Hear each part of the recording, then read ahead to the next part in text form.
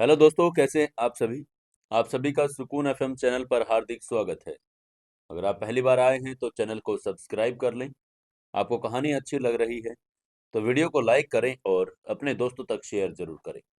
और एक प्यारा सा कमेंट करके हमें ज़रूर बताएं कि आप लोग कहाँ कहाँ से हमारी कहानी को सुनते हैं।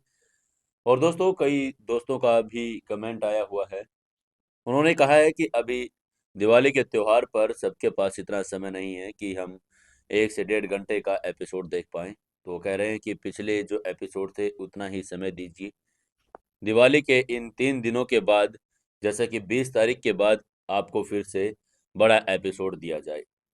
ये सब मैं आपके फीडबैक से ही करता हूँ। जैसा कि आप लोग कमेंट में बताते हैं, मैं वैसा ही करता हूँ। तो आप लोग कमेंट में बता दीजिएगा। हम 20 तारीख के बाद बड़े एपिसोड भी आपको दे दिया करेंगे। या फिर एक और हमारे पास नई टेक्निक है। अगर आप ये कहते हैं कि एपिसोड को 2 बार दिया जाए, एक बार सुबह, एक बार शाम, 1-1 घंटे का, या फिर दिन में 1 घंटे का, तो अगर जैसा भी आप लोगों को लगे, जो भी आप लोगों को सूटेबल हो, हम वैसा ही आप लोगों को कहानी सुना देंगे। तो आप कमेंट करके बताइए हमें कि या तो दिन में 1 बार, या दिन में 2 बार, या फिर दिन में 3 बार हम आपको कहानी, और टाइम कौन से पर कहानी सुनाएं। चलिए, आज के 138वें एपिसोड में आपका फिर से स्वागत है। शुरू करते हैं कहानी। 3 ग्रैंड मास्टर और एक अकेला समर। अब समर तीनों के बीच में घिर चुका था। तभी प्रकाश ने सुरेंद्र गिल को कहा, चीफ सुरेंद्र, यह आदमी बहुत प्रतिभाशाली राक्षस है। हमें आज ही इसे मारना होगा, वरना भविष्य में ये हमारे लिए अंतहीन मुसीबतें खड़ी हो जाएंगी। उसकी आंखों में खतरनाक किलिंग इंटेंट चमक रहा था। सुरेंद्र गिल ने भी सिर हिलाते हुए कहा, सेक्ट मास्टर, आप बिल्कुल सही कह रहे हैं। अपनी महान प्रतिभा के साथ ये संभव है कि समर कुछ वर्षों में पूरे एंशिएंट मार्शल आर्ट जगत का विजय प्राप्त कर ले। हमें इसे आज ही मार देना चाहिए। उसके चेहरे पर भी खतरनाक किलिंग इंटेंट के भाव दिखाई दे रहे थे। उसे फायर एम्परर सेक्ट के एल्डर धनराज ने रोक दिया था, लेकिन इस बार समर को मारने से कोई नहीं रोक सकता। उसे साफ पता था कि आज उनके और समर को मारने का आखिरी मौका है। अगर उन्होंने आज ये मौका जाने दिया तो भविष्य में उसे मारना नामुमकिन होगा। सुरेंद्र गिल समर की प्रतिभा देखकर दंग रह गया था। कुछ ही समय बीता था, समर इतने हाई लेवल पर पहुंच गया। एक साथ 3 ग्रैंड मास्टरों का मुकाबला कर सकता था। वो सोच भी नहीं सकता था कि कुछ ही महीनों में समर क्या बन जाएगा। ये दुर्भाग्यपूर्ण था कि सुरेंद्र गिल को यह नहीं पता था कि समर के हाथ में एक और हथियार था। वो थी ब्लड लाइन टोटम पावर, जिसे अगर समर इस्तेमाल कर लेता तो ये बहुत पहले ही मारे गए होते। 3 किलिंग इंटेंट के साथ सुरेंद्र गिल, प्रकाश देओल और गोपाल मेहता सभी ने अपने हथियार लहराए और समर पर एक के बाद एक हमला किया। उन्होंने उसे मौके पर ही मार डालने का दृढ़ निश्चय कर लिया था। एक गंभीर अभिव्यक्ति के साथ समर ने अपनी रेड फायर तलवार को घुमाया। बिजली की चमक आकाश में फैल गई। रेड फायर तलवार तीनों ग्रैंड मास्टर्स के हथियार में लगातार टकरा रही थी, जिसे लगातार बहरा कर देने वाली आवाजें आने लगी थी। आसपास के लोग झटकों से पीले पड़ गए। कुछ कमजोर शरीर वाले तो बेहोश होकर जमीन पर गिर पड़े। कियारा भी बहुत पावरफुल एनर्जी के झटकों को झेल नहीं पाई। उसका चेहरा पीला पड़ गया और बेहोश होने की कगार पर आ गई थी। इस इम्पोर्टेंट पल में पारुल वशिष्ठ ने अपना इम्पोर्टेंट सार जारी किया, जिससे एक सुरक्षा कवच का निर्माण हो गया। कियारा को इसमें समाहित कर लिया। पारुल ने कियारा के शरीर में कुछ अपनी प्योर एनर्जी डालने के बाद उससे पूछा, मिस कियारा, क्या आप ठीक हैं? कियारा ने कहा, मैं ठीक हूँ, थैंक यू। अपने पति को 3 मजबूत फाइटरों से घिरा हुआ देखकर कियारा बहुत ज्यादा चिंतित हो गई थी। हालांकि वो जानती थी कि समर को कई खतरनाक स्थितियों का सामना करना पड़ा था, लेकिन उसे उन 3 खतरों का मतलब तब तक नहीं पता था जब तक उन्हें अपनी आंखों से उसने नहीं देखा था। अब यह देखकर कि वे पावरफुल फाइटर्स अपने पति की जान लेने की कोशिश कर रहे हैं, कियारा को उन खतरों का एहसास हुआ जिनका वो सामना कर रहा था। उसे थोड़ी ग्लानि भी हो रही थी। वो उसे पहले ही समझ नहीं पाई थी। समर ने उसको मारने की अनगिनत कोशिशों को नाकाम कर दिया और वो उसकी मदद के लिए कुछ भी नहीं कर सकती थी। कियारा ने अपनी मुट्ठियां भींचते हुए हल्की कांपती हुई आवाज में पूछा, मिस पारुल, क्या आपको लगता है कि मेरे पति ठीक होंगे? पारुल वशिष्ठ ने मुस्कुराकर उसे दिलासा देते हुए कहा, मिस कियारा, आप चिंता मत कीजिए। शैडो किंग सबसे पावरफुल है। हालांकि वो इन अपनी चिंताओं को छुपाने की कोशिश कर रही थी। बेशक पारुल वशिष्ठ को समर पर बहुत भरोसा था, लेकिन अब उसे 3 ग्रैंड मास्टर्स का पावर का मुकाबला करना पड़ रहा था। पारुल वशिष्ठ ने अपना मोबाइल निकाला और अपने पिता को फोन किया, लेकिन किसी ने कोई जवाब नहीं दिया। हालांकि वो होशियार थी। उसने अंदाजा लगा लिया कि उसके पिता को ब्लॉक कर दिया गया होगा। वो यहाँ नहीं आ सकते। तभी पारुल ने अपनी भौहें चढ़ाते हुए पूछा, मिस शिवांगी, क्या आप फायर सेक्ट तक पहुंच सकती हैं? शिवांगी ने अपना मोबाइल हाथ में लिया और सिर हिलाते हुए कहा, मैं एल्डर धनराज से बात नहीं कर पा रही। अगर मेरा अनुमान सही है तो उन्हें ब्लॉक कर दिया गया है। उन्होंने एक दूसरे को देखा और एक दूसरे की आंखों में गंभीरता देखी। दोनों को अब समर की चिंता हो रही थी। एक दूसरे की आंखों में गंभीरता देखी। दोनों को अब समर की चिंता एक जैसी हो रही थी। ऐसा लग रहा था शैडो किंग जानलेवा खतरे में है। जाहिर है समर को मारने के सुरेंद्र गिल के प्लान में अपने वशिष्ठ परिवार के हेड और फायर एम्पर सेक्ट के फाइटर्स को भी शामिल किया था। अब समर 3 ग्रैंड मास्टर्स को मारने के लिए केवल खुद पर ही भरोसा कर सकता था। शुरुआत में समर ने 3 ग्रैंड मास्टरों के हमलों के तहत अपनी स्थिति बनाई, लेकिन जैसे जैसे समय बीतता गया उसका इम्पोर्टेंट सा तेजी से समाप्त हो गया, क्योंकि उसे 3 लोगों के हमले को रोकने के लिए इम्पोर्टेंट सार जुटाना पड़ रहा था, जबकि उसके प्रत्येक ओपोनेंट ने अपने इम्पोर्टेंट सार का बहुत कम उपभोग किया था। तभी अचानक समर के दिमाग में डार्क नाइट एम्परर की आवाज गूंजी, छोटे बेटे, रेड फायर तलवार की 3 मोहरें हैं। एक बार ये टूट जाए तो ये तलवार एक स्पिरिचुअल हथियार बन जाएगी। हर मुहर टूटने के साथ उसकी पावर बढ़ती जा रही है।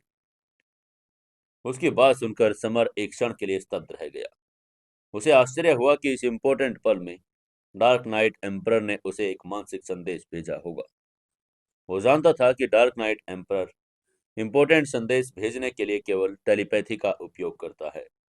अभी अभी मिले संदेश में डार्क नाइट एम्परर ने उसे बता दिया कि रेड फायर तलवार को एक स्पिरिचुअल हथियार में बदला जा सकता है और इस प्रकार उसकी पावर बढ़ाई जा सकती थी।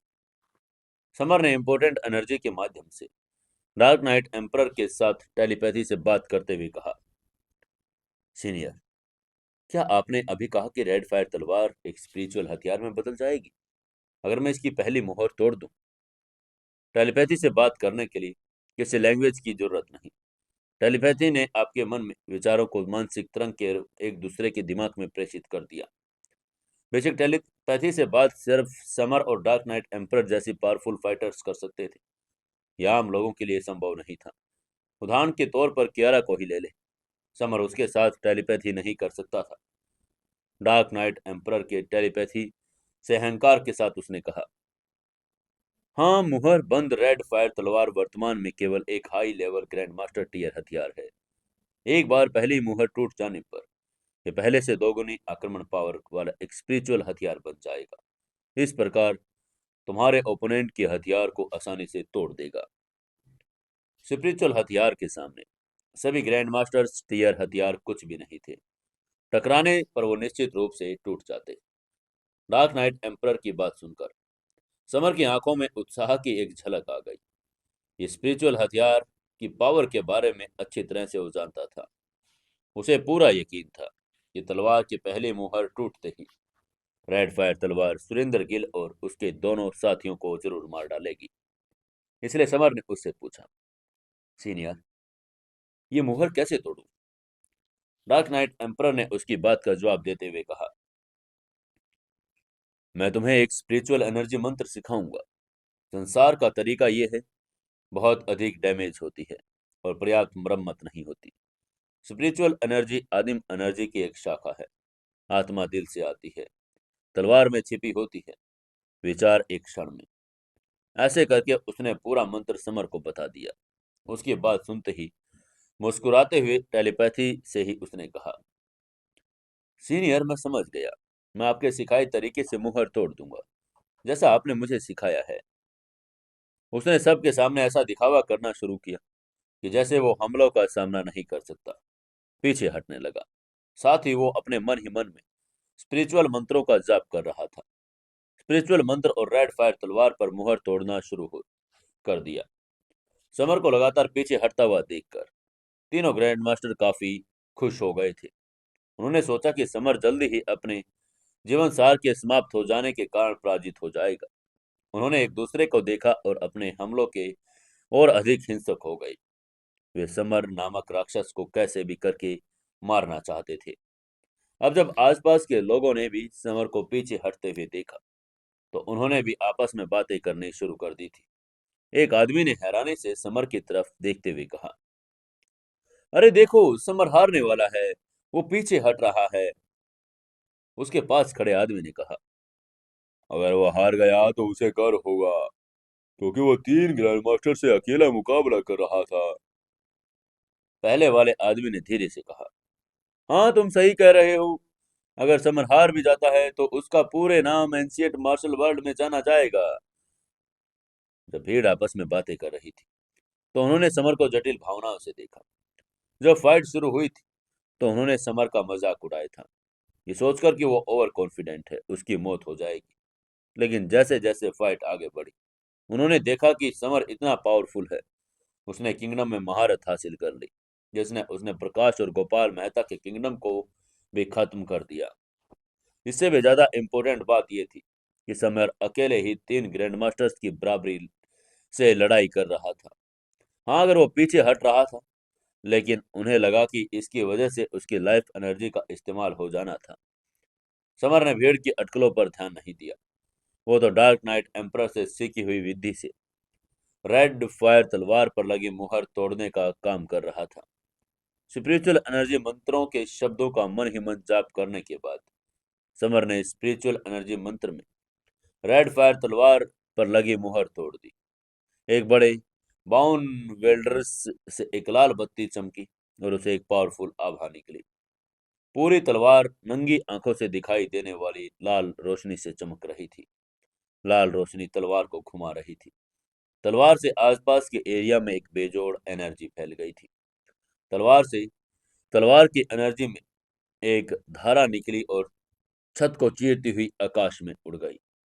रेड फायर तलवार पूरी तरह से बदल गई थी। वो ज्यादा रहस्यमयी और ज्यादा पावरफुल अब लगने लगी थी। साधारण हथियार में आभा नहीं होती, सिर्फ एक स्पिरिचुअल हथियार में ही ऐसी एक आभा निकलती है। और ये इस समय रेड फायर तलवार से निकली आभा छत को चीर दे रही थी, आकाश को भी चीर रही थी। तभी समर ने अचानक गुस्से से चिल्लाते हुए कहा, सुरेंद्र गिल, आओ अपनी मौत से मिलो। उसने चिल्लाते हुए रेड फायर तलवार को घुमाया। तलवार की आभा ने दोनों पक्षों के बीच की जगह को चीर दिया। यह प्रहार पिछली साधारण तलवार की बजाय स्पिरिचुअल हथियार से आया था। इससे निकलने वाली तलवार की आभा अजय थी। रेड फायर तलवार की आभा को महसूस करते हुए सुरेंद्र गिल के चेहरे के भाव बदल गए। उसने जल्दी से अपनी तलवार से उसे रोकने की कोशिश की, लेकिन बहुत देर हो चुकी थी। एक कर्कश आवाज के साथ सुरेंद्र गिल की तलवार रेड फायर तलवार के टकराते ही दो टुकड़ों में कट गई और जमीन पर गिर गई। अपनी लंबी तलवार के दो टुकड़े देखकर सुरेंद्र गिल का दिल टूट गया। उसने आह भरते हुए कहा, ओह, मेरा high level grand master tier हथियार टूट गया। ये लंबी तलवार एक famous high level grand master हथियार थी। यह तलवार 20 सालों से सुरेंद्र गिल के पास थी और वह तलवार से बेहद प्यार करता था। इस तलवार के साथ उसने एंशिएंट मार्शल आर्ट वर्ल्ड में अनगिनत फाइटर्स पर विजय प्राप्त की थी। इसके अलावा इस तलवार के साथ सुरेंद्र गिल ने अपने परिवार के मेंबर्स को हराया। गिल परिवार का हेड बन गया। दूसरे शब्दों में, ये लंबी तलवार न केवल एक powerful high level grand master का हथियार थी, बल्कि ये महिमा का प्रतीक भी थी। अब जब समर ने उसकी महिमा को दो टुकड़ों में तोड़ दिया तो सुरेंद्र गिल उसे वहीं मार डालने के लिए बेताब हो गया। उसने अचानक किलिंग इंटेंट से भरी नजरों से समर को देखा। सुरेंद्र गिल ने नफरत से कहा, समर, तुमने मेरी तलवार तोड़ने की हिम्मत की, मैं तुम्हें मार डालूंगा। समर ने एक ठंडी मुस्कान के साथ कहा, तुम बिन हथियार के मुझे कैसे मारोगे? बस तुम देखो मैं तुम्हारा सिर कैसे काटता हूं। समर एक डरावनी मुस्कान के साथ बिजली की तरह आगे बढ़ा और एक झटके में सुरेंद्र गिल के सामने आ गया। उसने अपनी रेड फायर तलवार घुमाई और बिजली की गति से पलक झपकते ही वह सुरेंद्र गिल की गर्दन पर आ गिरी। स्पिरिचुअल तलवार की पावर से अनजान सुरेंद्र गिल के पास रिएक्ट करने का समय ही नहीं मिला। तलवार ने फिर उसके बीच में जो जगह थी उसको चीर दिया और अगले ही पल सुरेंद्र गिल के सिर से खून की धार उबर पड़ी। मरने के बाद उसकी आंखों में आश्चर्य और भय था। तभी सुरेंद्र गिल की मौत को देखकर पास में खड़े एक लड़के ने हैरान होकर कहा, अरे, अरे ये देखो, सुरेंद्र गिल को समर की तलवार ने एक वार में मार डाला। एक और लड़के ने कांपते हुए कहा, क्या मेरी आंखें मुझे धोखा दे रही हैं? सुरेंद्र गिल गिल परिवार का हेड था, पिछले 20 सालों से मार्शल आर्ट वर्ल्ड का एक प्रभावशाली व्यक्ति। उसकी मौत कैसे हो सकती है?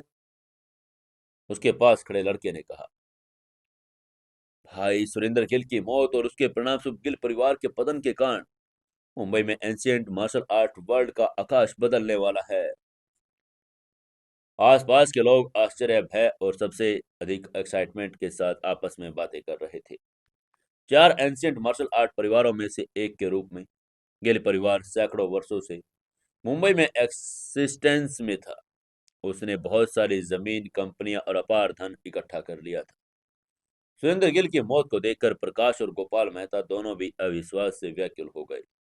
अभी कुछ देर पहले ही वे तीनों समर को लगातार पीछे धकेल रहे थे।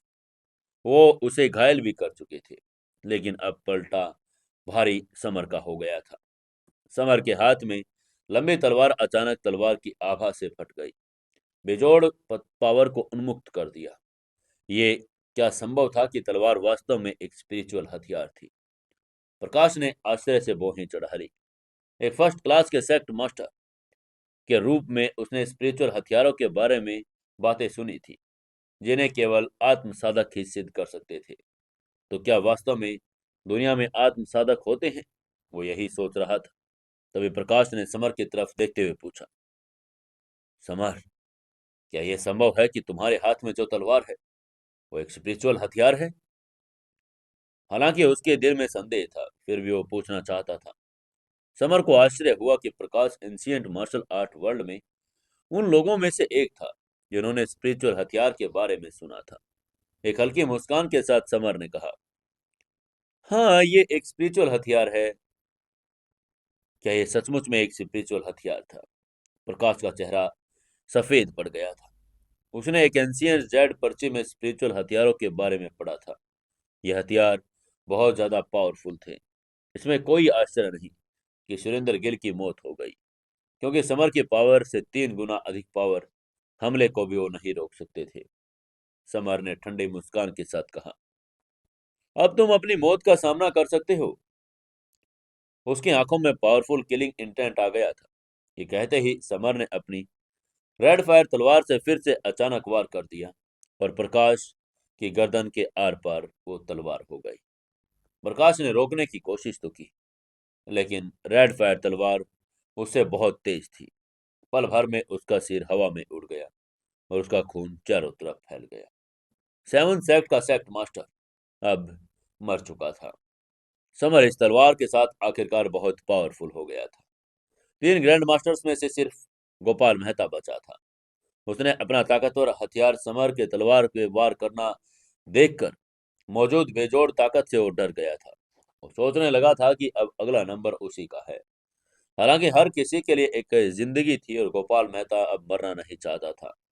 तभी उसने समर से विनती करते हुए कहा, समर, प्लीज मुझे मत मारो समर। मुंबई के 4 सुपर परिवारों में से एक लीडर होने के नाते वो कभी ये नहीं सोच सकता था कि उसे समर के सामने सिर झुकाकर मौत की भीख मांगनी पड़ेगी। हालांकि समर अविचलित था।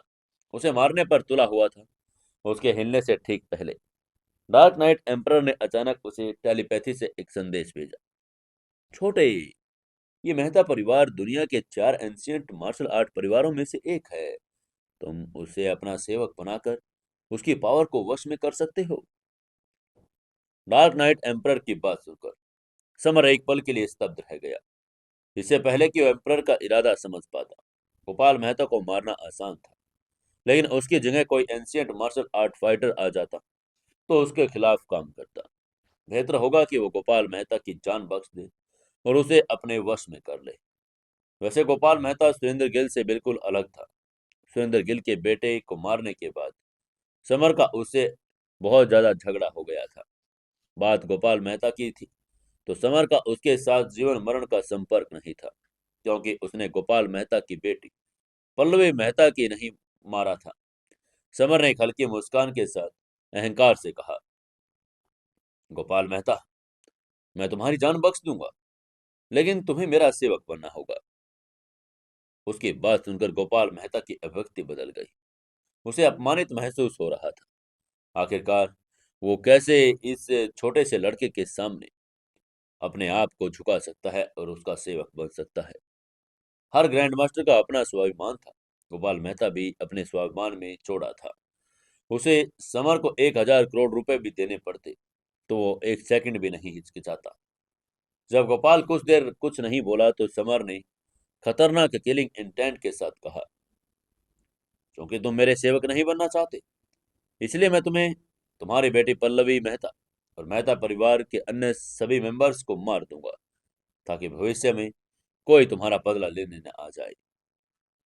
भविष्य में आने वाली पीढ़ी मुसीबतों से बचने के लिए खरपतवारों को काटने के लिए सारे जड़ें खोदनी पड़ती, और गोपाल मेहता नहीं चाहता था कि उसका परिवार खत्म हो जाए। समर के खतरनाक किलिंग इंटेंट को भांपकर गोपाल मेहता को समझ आ गया था कि समर बोल बोल नहीं रहा, आखिर वो ऐसा कर भी देगा। इसलिए गोपाल मेहता अपने घुटनों पर गिर गया और बोला, मुंबई के मेहता परिवार के हेड गोपाल मेहता की तरफ से मास्टर को नमस्कार। उसने अपनी प्यारी बेटी और परिवार के बाकी मेंबर्स की बड़ी चिंता थी। ये सीन देखकर आसपास के लोगों की आंखों में आश्चर्य और हैरानी भर गई। सचमुच समर एक राक्षस था। उसने एक अकल्पनीय काम कर दिया, एक ग्रैंड मास्टर को अपना सेवक बना लिया। इस दिन समर की शैतान के रूप में ख्याति पूरे मार्शल आर्ट वर्ल्ड में फैलने लगी। हालांकि बहुत से लोग उसका सम्मान करते थे, लेकिन अंदर ही अंदर वो उसे एक बड़ा शैतान मानते थे। समर का गोपाल मेहता को अपना सेवक बनाना सभी को चौंका गया, क्योंकि वो मेहता परिवार का हेड था, जो एंशियंट मार्शल आर्ट वर्ल्ड के 4 बड़े परिवारों में से एक था। इसके बाद समर सुरेंद्र गिल और प्रकाश देओल की लाश के पास गया। उसने उसकी मार्शल आर्ट तकनीक की पुस्तकें ले ली, जो गिल परिवार की तलवार तकनीक और स्ट्रॉम फील्ड तकनीक की पुस्तकें थी। यह अफसोस की बात थी कि सुरेंद्र गिल की लंबी तलवार 2 टुकड़ों में टूट गई, अन्यथा यह शैडो ग्रुप टीम के मेंबर के लिए अच्छा उपहार होता। इसके बाद मार्शल तकनीक की 2 पुस्तकों को एक तरफ रखते हुए समर बिलाल अहमद के पास गया। उसने व्यंग्यात्मक लहजे में कहा, अगर तुम अपने जीवन को महत्व देते हो तो प्रोफेसर मुकेश सिंघई के सामने घुटने टेको, नेशनल मेडिकल एसोसिएशन छोड़ दो और प्रेसिडेंट का पद उन्हें सौंपने के लिए उनसे माफी मांग लो। समर के पावरफुल खतरनाक किलिंग इंटेंट को महसूस करते हुए बिलाल अहमद बिल्कुल एकदम सफेद हो गया था। वो युवक बहुत खतरनाक था। बिलाल अहमद को यकीन था, अगर उसने मना करने की हिम्मत भी की तो उसका सर कट जाएगा। उसने डर से कांपते हुए कहा, मैं घुटने देखने के लिए तैयार हूँ। मैं अभी माफी मांगता हूँ।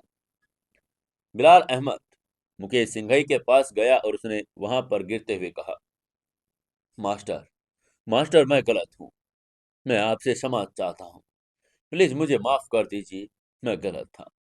आज मैं नेशनल मेडिकल एसोसिएशन के प्रेसिडेंट पद से भी इस्तीफा दे दूंगा। मुकेश सिंघई ने अपने स्टूडेंट को घुटने टेके हुए ठंडेपन से देखा। वो चुप रहा। जाहिर है वो उसे माफ नहीं करना चाहता था।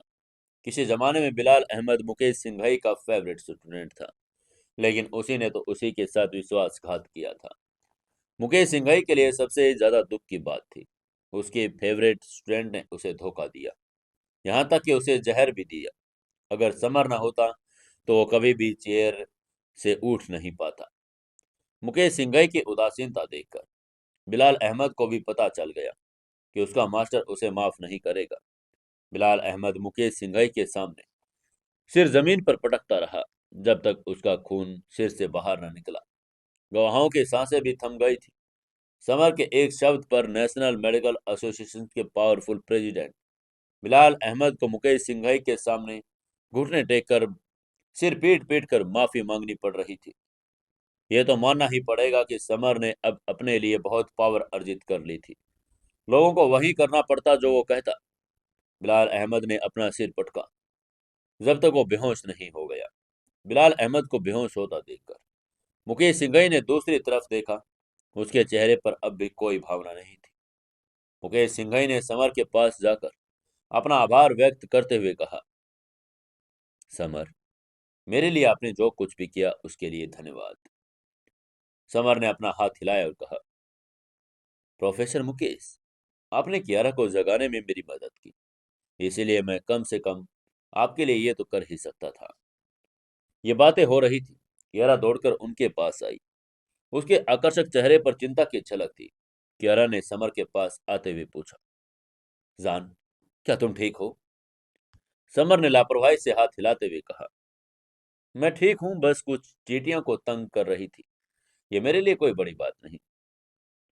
कियारा ने अपनी आंखें झपकाते हुए गर्व से कहा, मुझे पता था कि तुम सबसे अच्छे हो। कियारा इतने पावरफुल पति की पाकर अपने गर्व से भर गई थी। उधर पारुल ने कियारा की मूर्खता पर आंखें घुमाई। जाहिर है कियारा को पता ही नहीं था कि ग्रैंड मास्टर कितना पावरफुल होता है। पूरे मार्शल आर्ट वर्ल्ड में 81 एंशियंट थे और आज समर उनमें से 2 को मार चुका था और एक को अपना सेवक बना चुका था। ये कितनी भयानक बात थी। पारुल ने खुद को भाग्यशाली महसूस किया कि उसके दोस्तों में से उसका एक दोस्त समर था। पारुल की तरह शिवांगी भी समर के साथ अच्छे संबंध होने के कारण खुद को भाग्यशाली महसूस कर रही थी। फायर एम्परर सेक्ट की यंग मिस्ट्रेस के रूप में शिवांगी लोगों को परखने में बहुत स्किल्ड थी। तभी खून से लथपथ एक अधेड़ उम्र का आदमी पारुल की तरफ दौड़ता हुआ आया। उसने पारुल से कहा, यंग मिस्ट्रेस, यंग मिस्ट्रेस, मुसीबत है। उसको देखते ही उसकी आंखों की अभिव्यक्ति बदल गई। उसने घबराते हुए पूछा, कृष्णा अंकल, क्या हुआ? आराम से बताइए। अधेड़ उम्र का वो आदमी कृष्णा वशिष्ठ था, जो वशिष्ठ परिवार का ही मेंबर था। तभी उसने सारी बात बताते हुए कहा, यंग मिस्ट्रेस, हेड को सीनियर एल्डर ने हरा दिया, लोहे की धातु की जंजीर से बांध दिया। सीनियर एल्डर उन्हें हेड पोजीशन छोड़ने के लिए मजबूर करने की कोशिश कर रहे हैं। उन्होंने परिवार के हेड को धमकी दी कि अगर उन्होंने ऐसा करने से इनकार किया तो उन्हें जान से मार देंगे। ये खबर सुनकर पारुल एकदम क्रोधित हो गई। उसने गुस्से को अपनी मुट्ठी में भींचते हुए कहा, शापित बड़ा सीनियर एक गद्दार है। परिवार का हेड होने के लिए उसे इतना दुस्साहस नहीं करना चाहिए था। मेरे पिता को मारने की कोशिश करेगा। पारुल अपने पिता को बचाने के लिए वशिष्ठ परिवार के विला की तरफ चल पड़ी। वो 2 कदम ही चली थी, समर ने उसे रोक लिया। पारुल ने समर की तरफ देखते हुए शिकायत करते हुए कहा, शैडो किंग, ये तुम क्या कर रहे हो? मुझे रोक क्यों रहे हो? मुझे घर जाना है, पापा की जान बचानी है। जब समर ने उसे रोका तो वो खुश नहीं थी। उसके पिता दुनिया के सबसे करीबी उसके व्यक्ति थे और वो उसको बचाने के लिए कुछ भी करना चाहती थी। उसकी बात सुनते ही समर ने उसका हाथ पकड़ते हुए कहा, पारुल, अगर तुम वहां गई तो वो तुम्हें भी मार डालेगा, क्योंकि तुम सीनियर एल्डर के सामने कुछ भी नहीं हो। उसकी बात सुनकर पारुल ने उसकी आंखों में देखते हुए कहा, मैं अपने पापा की मदद के लिए जरूर जाऊंगी, चाहे कुछ भी हो जाए। पारुल का अपने पापा के प्रति गहरा प्रेम देखकर समर के मन में एकदम से चुहक उठ गई। उसे अपने पापा की याद आ गई, जो अभी भी कंचनजंगा पर्वत के निषिद्ध एरिया में फंसे हुए थे। एक दिन वो निषिद्ध एरिया में जाएगा और अपने पापा को बाहर निकालेगा। पारुल की नाराजगी और भी बढ़ गई जब समर ने उसे भी रोक रखा और आगे भी कुछ नहीं कहा। तभी उसने कहा, शैडो किंग, मुझे जाने दो। समर ने उसकी तरफ देखते हुए कहा, तुम सीनियर एल्डर को नहीं हरा सकती, इसलिए मैं तुम्हारे साथ वशिष्ठ विला चलूंगा। समर की बात सुनकर पायल के आकर्षक चेहरे पर खुशी के भाव आ गए। समर ने एक हल्की मुस्कान के साथ उसका हाथ पकड़ा और कहा, जल्दी करो, वरना हमारे वहां पहुंचने से पहले ही तुम्हारे पापा का काम खत्म हो सकता है।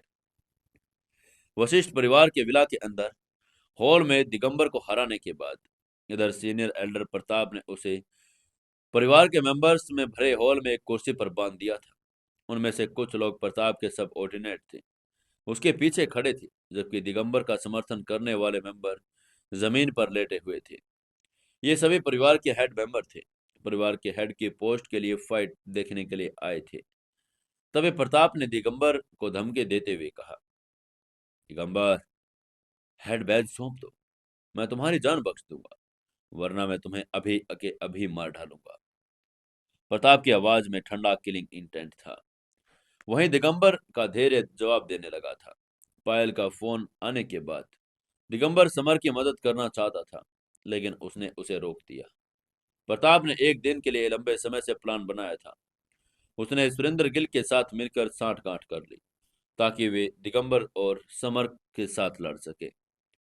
तभी दिगंबर ने ठंडे मुस्कान के साथ तिरस्कापूर्ण कहा, प्रताप, मैं तुम्हें कभी भी हेड बैज नहीं दूंगा। परिवार के मुखिया का पद ग्रहण करने के पहले परिवार के हेड बैज के रक्त की एक बूंद डालनी होती, पूर्वजों की मान्यता प्राप्त करनी होती, ठीक उसी तरह जैसे एंशियंट काल में ताज के उत्तराधिकारी के रूप में होना था।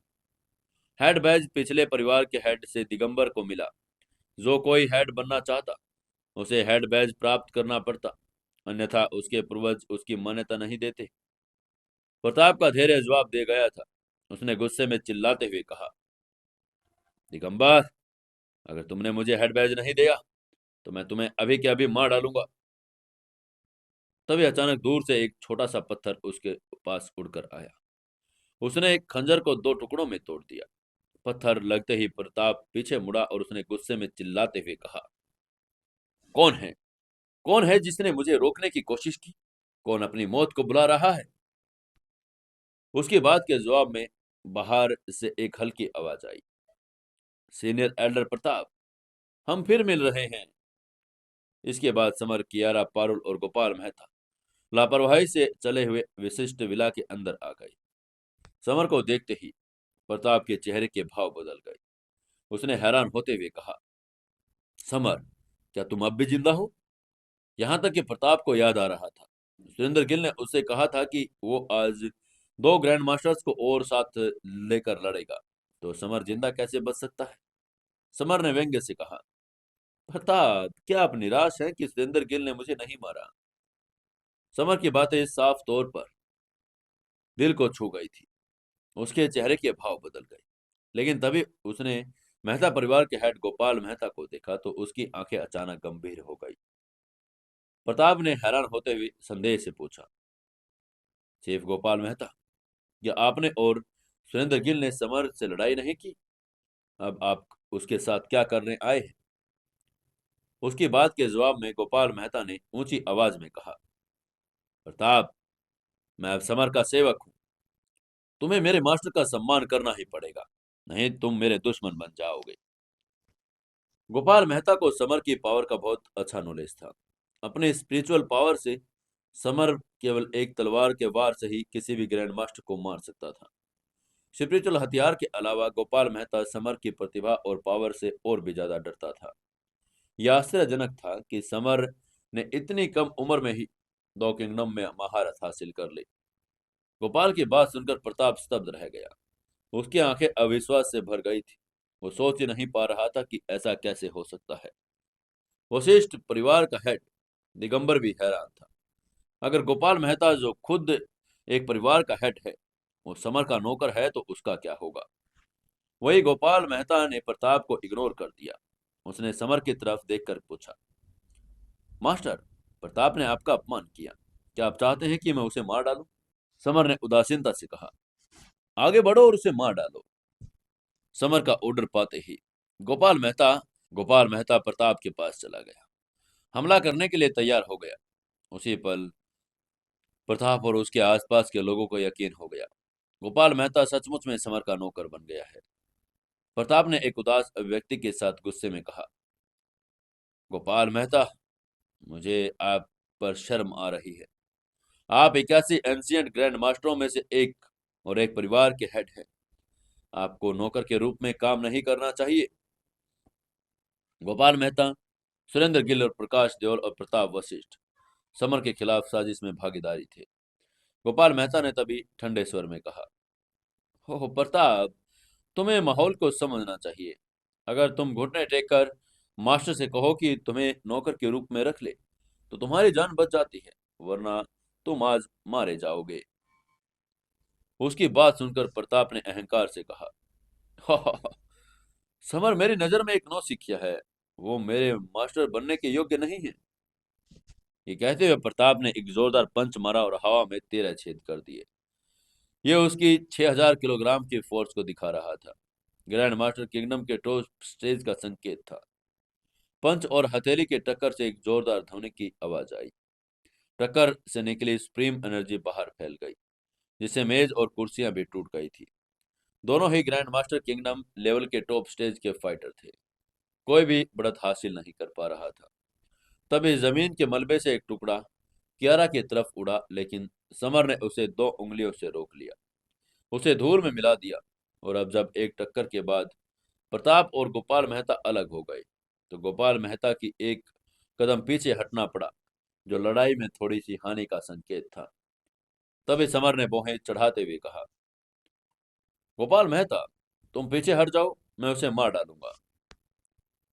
उसने गोपाल मेहता के हाथों में प्रताप वशिष्ठ को मारने का प्लान बनाया, लेकिन उसकी फाइट से पता चल गया कि प्रताप की ताकत वास्तव में गोपाल मेहता से ज्यादा थी।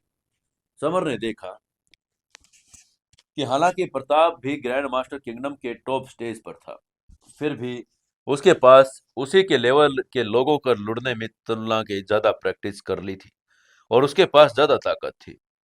दूसरी तरफ हालांकि गोपाल मेहता भी ग्रैंड मास्टर किंगडम के टॉप स्टेज पर था, लेकिन उसकी प्रैक्टिस बहुत कम थी, इसलिए उसकी ताकत अपने सामने खड़े प्रताप से कम थी।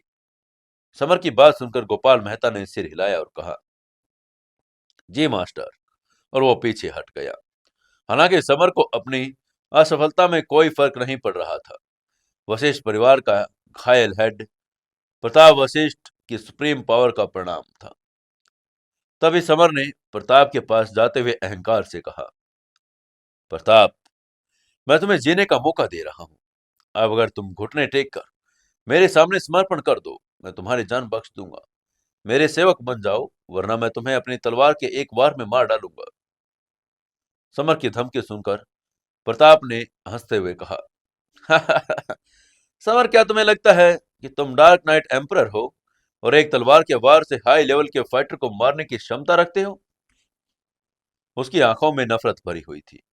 वहीं समर की इस धमकी सुनकर आसपास के लोग भी हैरान रह गए थे। क्या समर पागल था जो ये कह रहा था कि वो तलवार के एक वार से सीनियर एल्डर को मार देगा? तभी एक लड़के ने हैरानी से कहा, senior Elder grand master list के टॉप फाइटरों में से एक है। मुझे लगता है कि सीनियर एल्डर उसे आसानी से मार देंगे। एक लड़के ने और कहा, हाँ हाँ, समर अपने आप में बहुत ज्यादा घमंडी है। तलवार किंग अभय दुग्गल भी ये दावा करने की हिम्मत नहीं कर सकता कि तलवार के एक बार में वो सीनियर हेल्डर को मार दे। आसपास के लोग बातें कर रहे थे, समर को उपहास भरी नजरों से देख रहे थे। बेशक जो लोग समर को तिरस्कार भरी नजरों से देख रहे थे, वो प्रताप के समर्थक थे। समर ने उन शब्दों की परवाह नहीं की। उसे एकदम से अपनी तलवार निकाली और उसकी आभा धरती को चीरती हुई जा रही थी। उसने अपनी तलवार का वार किया और तलवार की आभा बिजली की चमक की तरह प्रताप पर टूट पड़ी। तलवार की तेज आभा को महसूस करते हुए प्रताप ने जल्दी से उसे रोकने के लिए अपनी तलवार को उठाया, लेकिन तभी उसकी लंबी तलवार रेड फायर तलवार द्वारा दो हिस्सों में कट गई और आखिरकार स्पिरिचुअल हथियार वो था। अपनी तलवार को टूटता हुआ देखकर प्रताप ने हैरानी से कहा, क्या हुआ? मेरा ग्रैंड मास्टर टीयर हथियार ऐसे कैसे टूट सकता है? अपने हाथ में टूटी हुई तलवार देखकर प्रताप दंग रह गया। वो तलवार 30 सालों से उसके पास थी। उसने हजारों फाइटें की थी।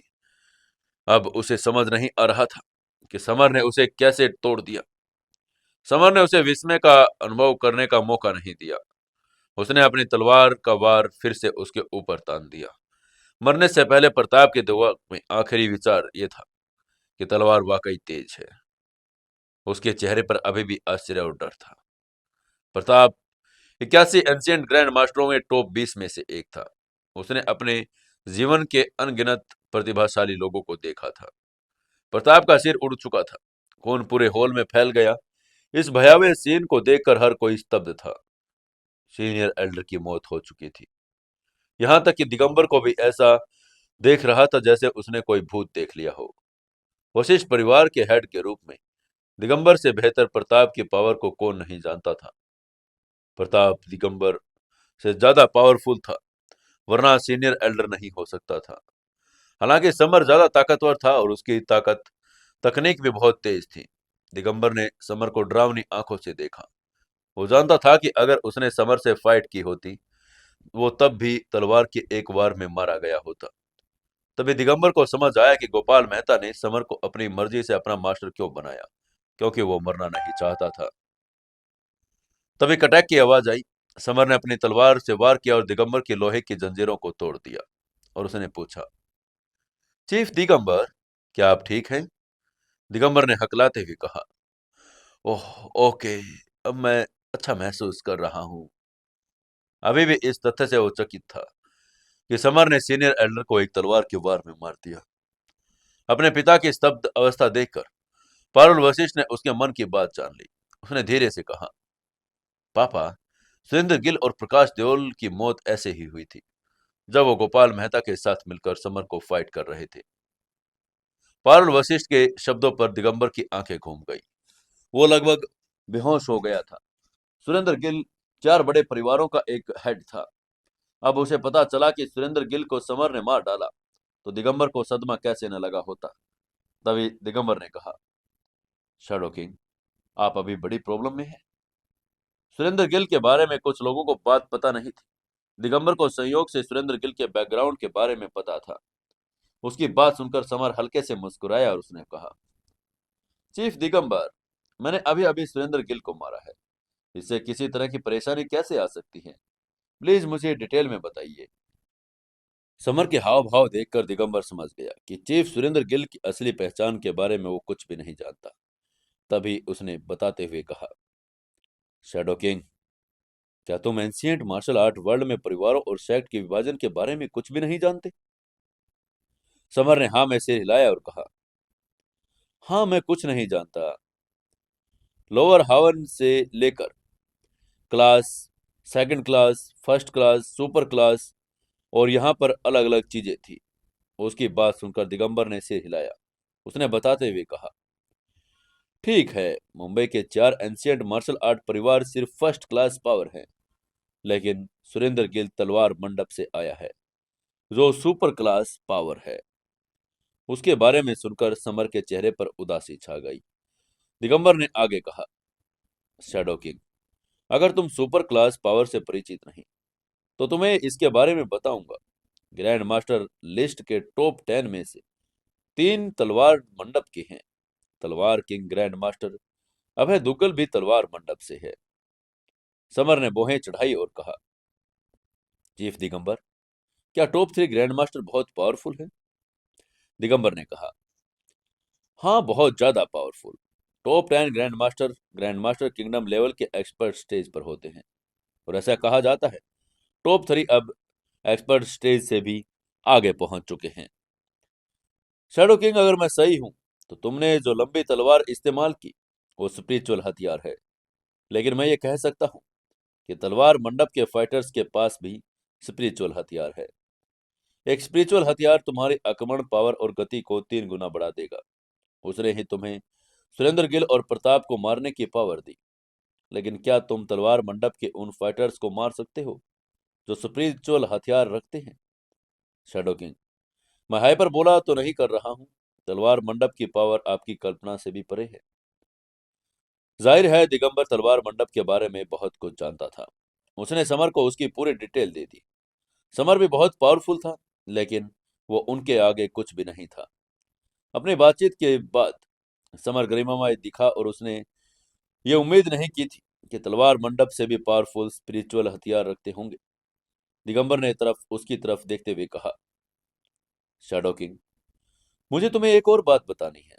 15 साल पहले इंडिया तलवार किंग जितेंद्र बजाज भी तलवार मंडप का स्टूडेंट था। यह बात सुनकर समर ने हैरान होते हुए कहा, क्या क्या आपने अभी कहा कि तलवार किंग जितेंद्र बजाज तलवार मंडप का स्टूडेंट था? दिगंबर ने सिर हिलाते हुए कहा, हाँ, लेकिन उसे निष्कासित कर दिया गया था। ऐसा कहा जाता है कि तलवार मंडप के बेटे ने जतेंद्र बजाज की प्यारी मंगेतर को फोर्सफुली छीन लिया था और फिर उसे निष्कासित कर दिया। समर पहले तो दंग रह गया जब दिगंबर ने उसे बताया कि जतेंद्र बजाज तलवार मंडप से है। जतेंद्र बजाज समर के पापा थर्ड मास्टर नरेंद्र भारद्वाज के अच्छे दोस्त थे, इसलिए वह उसका चाचा भी था। टाइगर ग्रुप के एरिया में जितेंद्र बजाज ने न केवल उसकी जान बचाई बल्कि उसे रेड फायर तलवार की तकनीक भी सिखाई और उसे रेड फायर तलवार भी गिफ्ट में दी। समर जतेंद्र बजाज की ग्रेट कोइंसिडेंस को भी जानता था। समर को शर्म महसूस हो रही थी कि उसने सुरेंद्र गिल को मारकर तलवार मंडप को नाराज कर दिया, लेकिन जतेंद्र बजाज के बारे में दिगंबर के अंतिम शब्दों ने उसकी मंगेतर को उससे छीन लिया था, उसे निष्कासित कर दिया था। ये बात ने समर को गुस्से में भर दिया था। समर ने खुद ठंडे भाव के साथ धीरे से बड़बड़ाते हुए कहा, जतेंद्र चाचा, तलवार मंडप ने आपके साथ बुरा व्यवहार किया, मैं आपका बदला लेकर रहूंगा। उसको ऐसे बड़बड़ाता देखकर दिगंबर ने हैरान होते हुए कहा, शैडो किंग, अभी तुमने क्या कहा? समर ने अपनी बात दोहराते हुए कहा, मैंने कहा कि मैं तलवार मंडप के साथ पंगा लूंगा और पता लगाऊंगा कि तलवार मंडप के मास्टर का बेटा किस तरह का व्यक्ति है। दिगंबर ने उसकी बात सुनकर डरते हुए कहा, शैडो किंग, क्या तुम पागल हो गए हो? तलवार मंडप के मास्टर के बेटे के पास स्पिरिचुअल हथियार है। जब समर को पता चला कि जतेंद्र बजाज की मंगेतर को जबरदस्ती उन्होंने छीन लिया था और फिर उसे वहां से निकाल दिया था, उसके बाद जतेंद्र बजाज कंचनजंगा पर्वत के निषेध एरिया में फंस गया। समर इसके लिए जिम्मेदार लोगों को ढूंढकर सजा देना चाहता था। दिगंबर झुंझलाहट में मुस्कुराया। उसने समर को समझाने की पूरी कोशिश की, लेकिन अब सब बेकार था। समर उसकी बात सुनने के लिए बिल्कुल भी तैयार नहीं था। समर ने अहंकार से अपनी बोहें चढ़ाते हुए कहा, चीफ दिगंबर, चिंता मत कीजिए, मुझे नहीं लगता कि एक साधारण तलवार मंडप मेरा मुकाबला कर सकता है। हाँ, तलवार मंडप सच में बहुत पावरफुल तो था, स्पिरिचुअल हथियारों से भी लैस था, लेकिन समर भी पावरफुल कम नहीं था, क्योंकि उसकी रेड फायर तलवार की आत्मा डार्क नाइट एम्परर की थी और डार्क नाइट एम्परर नंबर 1 बेजोड़ पावरफुल फाइटर था, जिसने पूरे एंशियंट मार्शल आर्ट वर्ल्ड पर विजय प्राप्त कर ली थी। डार्क नाइट एम्परर की मदद की वजह से ही समर तलवार मंडप से बिल्कुल भी नहीं डरता था। बेशक उसने दिगंबर को डार्क नाइट एम्परर के बारे में नहीं बताया, क्योंकि एक सीक्रेट था। समर ने दिगंबर की तरफ देखते हुए आगे कहा, चीफ दिगंबर, अगर मैं गलत नहीं हूं तो मैं आपके शरीर में अभी भी कुछ बीमारियां देख सकता हूं। दिगंबर ने कहा, शैडो किंग, आपने अपने बनाए अमृत से मुझे ठीक कर दिया था, अब मुझे कौन सी छिपी हुई बीमारी हो सकती है? उसे चोट लगी थी, लेकिन समर द्वारा बनाए गए अमृत से वो पूरी तरह से ठीक हो गया था। तभी दिगंबर के हाव भाव से समर को पता चला कि उसकी प्रॉब्लम्स को नहीं जानता। उसने हल्के से कहा, छिपी हुई बीमारी आपके शरीर में नहीं, अधिक शक्ति से कहे तो वो आपकी ध्यान तकनीक में छिपी हुई प्रॉब्लम है। दिगंबर ने कहा, क्या प्रॉब्लम है? मुझे तो कोई प्रॉब्लम नहीं दिखाई दे रही। उसकी बात सुनकर वो मंद मंद मुस्काया और समर ने एक दिगंबर को उसकी ध्यान तकनीक की मौजूद गलतियां की समस्याओं को सुधारने के बारे में मदद की। इसके बाद समर ने मुस्कुराते हुए कहा, चीफ दिगंबर, चूंकि फिलहाल यहाँ की प्रॉब्लम हल हो चुकी है, इसलिए मेरे जाने का समय हो गया। अलविदा। उसके बाद वो कियारा और गोपाल मेहता के साथ वहां से निकल गया। पारुल वशिष्ठ उन्हें गोट तक छोड़ने के लिए गई। वो समर से कुछ कहना चाहती थी, लेकिन कियारा को उसके पास देखकर उसने कुछ नहीं कहा। समर ने पारुल वशिष्ठ को अलविदा कहा और गोपाल मेहता को तलवार मंडप के बारे में अधिक इन्फॉर्मेशन इकट्ठा करने का काम सौंपकर उसको घर पर भेज दिया। गाड़ी में कियारा और समर एक साथ चल रहे थे। तभी कियारा ने समर से पूछा, जान, लगता है मिस पारुल के मन में तुम्हारे लिए कुछ फीलिंग्स हैं। कार की पैसेंजर सीट पर बैठी कियारा के चेहरे पर अजीब सा भाव था। वो प्रेम में अपने ओपोनेंट्स के प्रति बहुत संवेदनशील थी। समर ने तभी एक स्वीट सी मुस्कान के साथ कहा, हनी निश्चिंत रहो, मुझे सिर्फ तुम पसंद हो। तभी अचानक उनको एक लड़की की आवाज सुनाई दी, रुको रुको, गाड़ी चलाते समय धूम्रपान करना मना है। आप गाड़ी से उतरो और अपनी जांच करवाओ। वो एक पुलिस वाली थी। उसकी बड़ी बड़ी आंखें और प्यारे नाक होठ सब कुछ थे। समर की आंखें उस महिला को पहली नजर में देखकर चमक उठी, क्योंकि वो बिल्कुल जिया के जैसी लग रही थी। दूसरी नजर में उसने देखा कि उसके चेहरे के भाव जिया के जैसे थे। समर ने मुस्कुराते हुए पूछा, ब्यूटी मैं जल्दी में हूं, क्या तुम मुझे जाने दे सकती हो? आगे से उस पुलिस वाले ने सिर हिलाते हुए कहा, नहीं, मेरा नाम निया शेखावत है। मैं आपको अपनी गाड़ी चेक करवाने के लिए नीचे उतरने के लिए कह रही हूँ। पुलिस वाले ने अपना नाम बताया और समर के लिए कार से बाहर निकलने पर जोर दिया। समर निराश था। बेशक वो पुलिस वाले का ऑर्डर मानकर कार से बाहर नहीं निकला, क्योंकि उसे डर था, अगर वो बाहर निकल गया तो ये पुलिस वाली उसकी कार जब्त कर लेगी। उसके पास उस पुलिस वाले के साथ बहस करने और समय बर्बाद करने का टाइम नहीं था, क्योंकि उसे मुकेश सिंघाई को अपने साथ इंदौर वापस लेकर जाना था। जल्दी में उसने अपने कोई बात मायने नहीं रखती थी। तभी उसने मुस्कान के साथ कहा, ब्यूटी प्लीज मुझ पर एक एहसान करो और मुझे जाने दो। पुलिस वाले ने कहा, नहीं, मैं तुम्हें नहीं जाने दे सकती। अब चुपचाप गाड़ी से बाहर निकलो।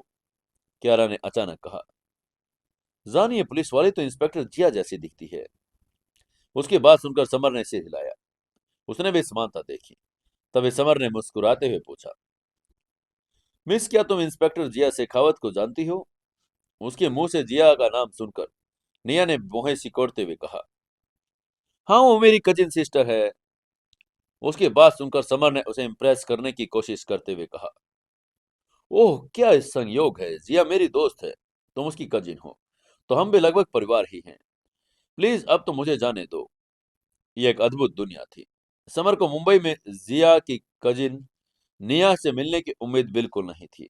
निया ने संदेह करते हुए कहा, क्या तुम सचमुच मेरी कजिन को जानते हो? ये बात बड़ी संदिग्ध लग रही थी, क्योंकि जिया इंदौर पुलिस फोर्स की एक इंस्पेक्टर थी और वो अब मुंबई में थी। समर ने उसकी बात का जवाब देते हुए कहा, हाँ बिल्कुल, हम अच्छे दोस्त हैं। निया को उसकी बात पर यकीन नहीं हुआ, इसलिए उसने अपना मोबाइल फोन से जिया को फोन किया। जिया ने फोन पर समर की बात की पुष्टि की और इस तरह साबित कर दिया कि वो सच कह रहा है। निया ने अपना चेहरा ऊपर उठाया, न्यायपूर्ण ढंग से कहा, समर, हालांकि तुम मेरी कजिन के दोस्त हो, लेकिन तुमने गाड़ी चलाते समय गलती की, इसलिए तुम्हें अभी कार से बाहर निकलकर गाड़ी तो चेक करवानी ही पड़ेगी। उसकी बात सुनकर समर की आंखें घूम गई। क्या ये औरत पागल थी? तुम लग रही हो कि तुम परिवार की वफादारी से ज्यादा अपने काम को प्राथमिकता दे रही हो। मुझे लगता है कि तुम्हारा दिमाग ठीक नहीं है। बेशक वो कार से बाहर निकलकर गाड़ी चेक नहीं करवाएगा। अगर वो ऐसा करेगा तो उसकी और कियारा की तस्वीरें कैमरे में कैद हो जाएगी और वो टीवी पर दिखाई जाती। अगर ऐसा होता तो इंडिया में बदनाम हो जाते। अब क्या करेगा समर? क्या गाड़ी को चेक करवाएगा या नहीं? क्या निया उसको ऐसे ही जाने देगी या नहीं? जानने के लिए जुड़े रहिए अपनी कहानी सीक्रेट घर जमाई के साथ। दोस्तों, अभी 3 दिन 20 तारीख तक एपिसोड अपने उसी रूटीन पर चलेंगे और उसके बाद फिर हम एपिसोड आपको बड़े देंगे, क्योंकि सभी दोस्तों ने यही कहा है कि दिवाली पर उनके पास इतना समय नहीं है कि वो लंबा एपिसोड देख सके। तो आप इस एपिसोड को ज़्यादा से ज़्यादा प्यार देना, ज़्यादा से ज़्यादा कमेंट, शेयर और लाइक जरूर से जरूर करना।